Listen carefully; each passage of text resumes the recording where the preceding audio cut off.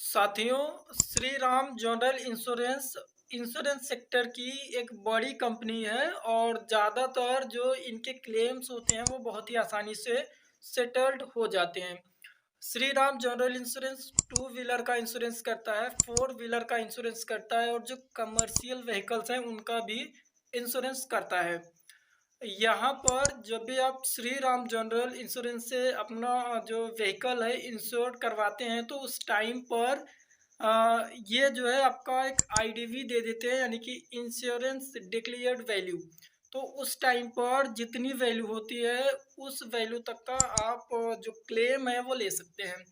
Claim का जो process है वो डिजिटल है और आप चाहें तो इनके रीजनल ऑफिस पर जाकर भी जो क्लेम है वो इनिशिएट करवा सकते हैं। चलिए, अगर आप चाहें तो डिजिटली भी प्रोसेस कर सकते हैं। इनका जो टोल फ्री हेल्पलाइन है वो यहाँ पर आ रहा है।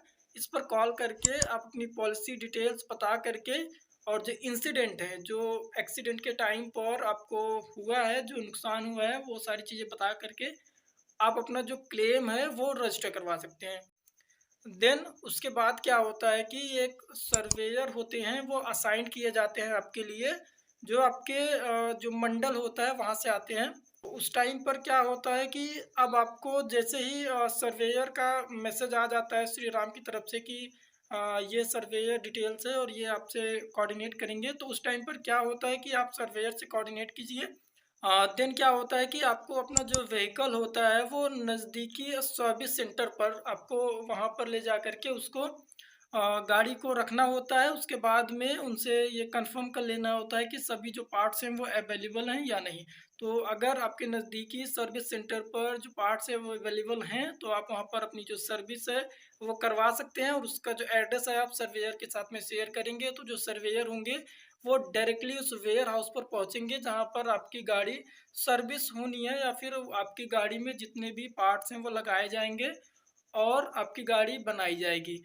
तो वहाँ पर आपको डॉक्यूमेंट्स क्या देने होते हैं मैं ये भी आपको बता देता हूँ। जो पॉलिसी की कॉपी है वो देनी होती है और डिक्लेरेशन फॉर्म जो होता है वो स्वयं वो आपसे सिग्नेचर करवाएंगे, सर्वेयर के पास में होता है। क्लेम फॉर्म भी उन्हीं के पास में होता है, वो आपका सिग्नेचर लेंगे। और ध्यान दीजिएगा, आपको एक ब्लैंक चेक भी देना होता है जिससे आपकी जो बैंकिंग डिटेल्स है वो वेरीफाई होगी।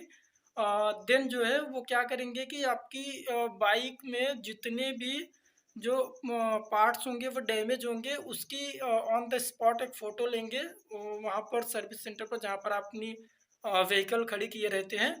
देन जो मैकेनिक होगा वो उन पार्ट्स को खोलेगा, साइड में रखेगा और आपके व्हीकल और उस पार्ट्स की फ़ोटो एक साथ खींची जाएगी। देन क्या होगा कि वो सभी पार्ट्स जो है नए लगाए जाएंगे, फिर उसके बाद में वेल मेंटेन्ड जो फ़ोटो है वो खींची जाएगी। इन सभी फ़ोटो और डॉक्यूमेंट्स को सर्वेयर कलेक्ट करेंगे सेम डे पर ही और देन उसे ले जा कर के आगे वो फॉरवर्ड करेंगे, सबमिट करेंगे और उसके बाद में क्या होगा कि आपका जो पैसा है वो आपके बैंक अकाउंट में आसानी से आ जाएगा। एनईएफटी या फिर आरटीजीएस के माध्यम से ऑनलाइन ट्रांसफ़र होकर के आपके बैंक अकाउंट में आ जाएगा। साथियों, यहाँ पर अभी कुछ लोग कमेंट करेंगे कि जो पैसा होता है क्या मुझे पहले देना है? तो जी हाँ साथियों, इंश्योरेंस क्लेम में अगर वो कैशलेस क्लेम नहीं है तो आप जहाँ पर अपनी गाड़ी सर्विस करवा रहे हैं या तो आप उनसे आपका है वो आप उधार करवा लीजिए या कुछ भी हो, लेकिन क्या है कि आपको पैसा उनको देना होगा। फिर आगे चल के जो क्लेम्स आएंगे अ, उसका पैसा आप स्वयं अपने पास रखिए। जो सर्विस किया है आपका उनको आपको पैसा देना होगा। एक चीज़ यहाँ पर मैं आपको और बता देता हूँ। मान के चलिए कि आपके व्हीकल का एग्जांपल मैं टू व्हीलर से ले रहा हूँ। उसमें जो टोटल खर्चा आया जो आपने पे किया वो है 5,000 रुपये। एग्जाम्पल के तौर पे मैं आपको बता रहा हूँ।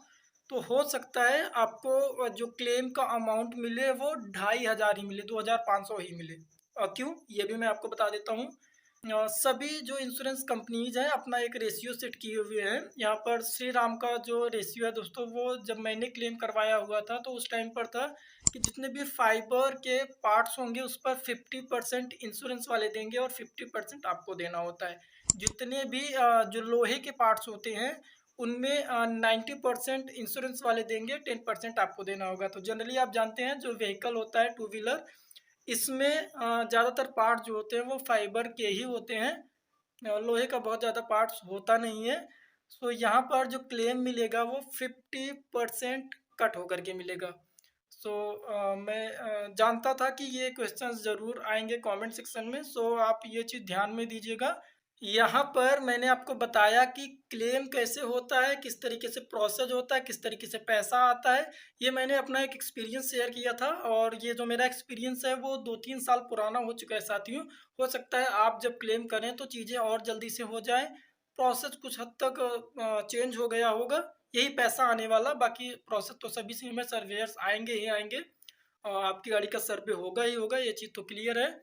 तो यहाँ पर जो चीज़ें हैं वो थोड़ी सी आगे पीछे हो सकती हैं, लेकिन चीज़ें घूम फिर के यही होने वाली हैं। इस वीडियो को फैला दीजिए अपने दोस्तों के साथ में, वीडियो को पूरा देखने के लिए आपका बहुत बहुत धन्यवाद। आपका दिन शुभ।